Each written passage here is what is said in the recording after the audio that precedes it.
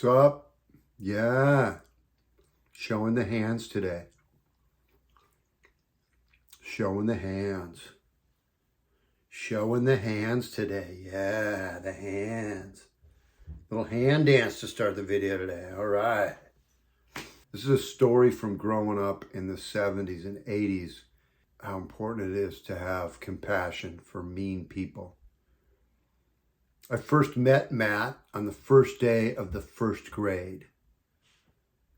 I was walking to school with my sack lunch. This kid made eye contact with me, and he was a big kid, and he had the Forrest Gump leg braces. I don't know if they still use those, but they did back then. And he looked at me and just mean mugged me right away, and then instantly ran up to me and instantly just headbutt, elbow, shoulder. And my first thought was, oh my God, I hate this kid.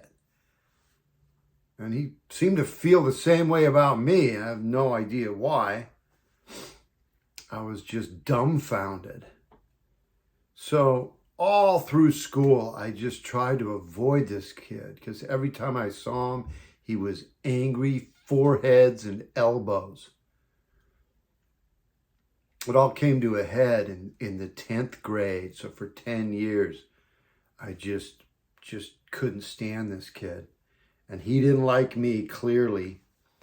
And we ended up getting in a fight on the racquetball courts in PE in the 10th grade.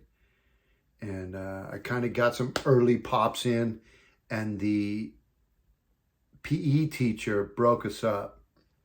And as he's walking away, he says to me, "This isn't over." I'm like, oh God. So every time I saw him for the next year, he was staring at me, mean mugging me, pointing at me, just building up rage. Like I said, I just hated the kid. And about a year later, he was walking out of the mall of the high school. I was walking in.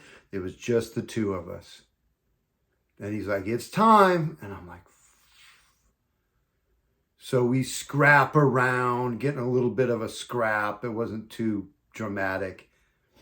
We weren't like we were trained fighters. But I kind of wiggled away and just got away and just like, leave me alone. What is wrong with you?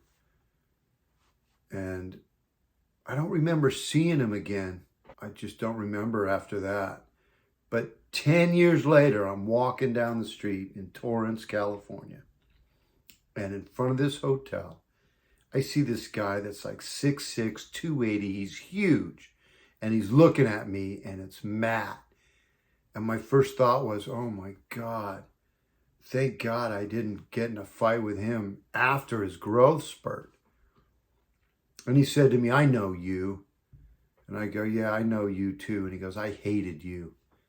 And I go, "Yeah, I hated you too." But obviously the rage from those days earlier were gone. And I talked to Matt for a good 10, 15 minutes. And he'd been in prison for beating up a friend of his while they were drunk.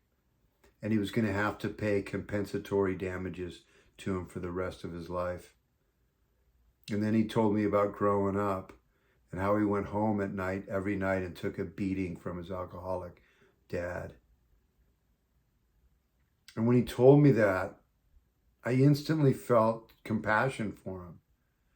And I realized it had never entered my mind that he was going through that growing up. Never. I mean, I never thought about where he was coming from.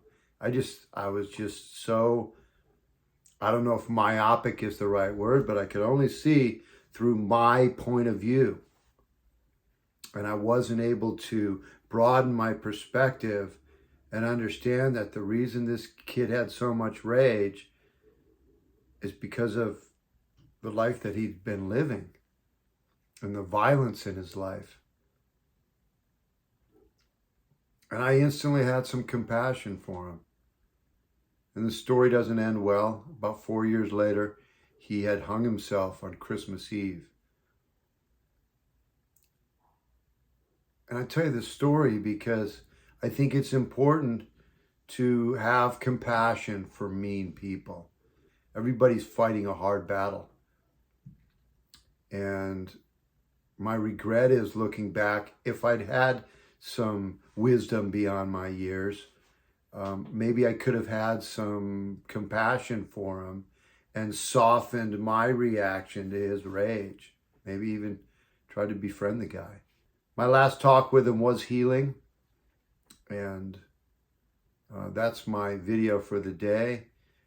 Have compassion for mean people. All right, if you finally value this video, please subscribe. Peace.